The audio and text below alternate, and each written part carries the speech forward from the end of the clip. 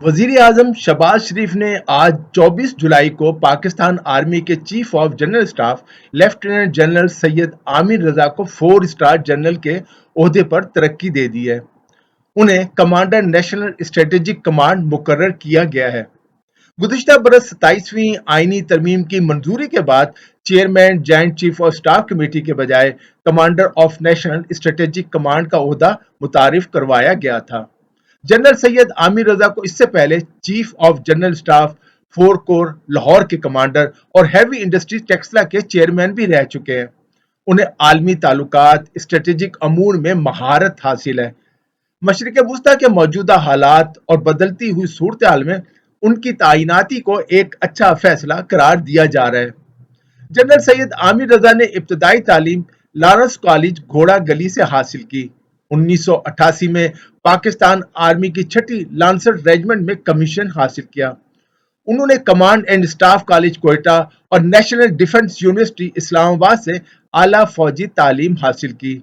इसके अलावा उन्होंने बरतानिया की नॉटिंगम यूनिवर्सिटी से बैनुल-अक़वामी ताल्लुकात में डिग्री हासिल की, जबकि जंगी अलूम, दिफाई अमूर और स्ट्रेटेजिक मुतालियात में भी आला तालीम हासिल की। जनरल सैयद आमिर रजा ने नवंबर 2007 से सितंबर 2009 तक 6ठी लांसर रेजिमेंट की कमांड की। इसके बाद एक बख्तरबंद ब्रिगेड, जनूबी वजीरिस्तान में एक पैदल फौजी ब्रिगेड और एक पैदल फौजी डिवीजन की कमान भी संभाली। वो 2 कोर में चीफ ऑफ स्टाफ और असला व फौजी साजो सामान के शोबे के सरबराह भी रह चुके हैं। जनरल सैयद आमिर रजा ने school of armour and mechanised warfare में इंस्ट्रक्टर के तौर पर भी खिदमात अंजाम दी। इसके अलावा वो तहकीक और अस्करी नजरियात के शोबे के सरबराह और command and staff college Quetta में चीफ इंस्ट्रक्टर भी रहे। 28 अप्रैल 2020 को उन्होंने हैवी इंडस्ट्रीज कमांड संभाली।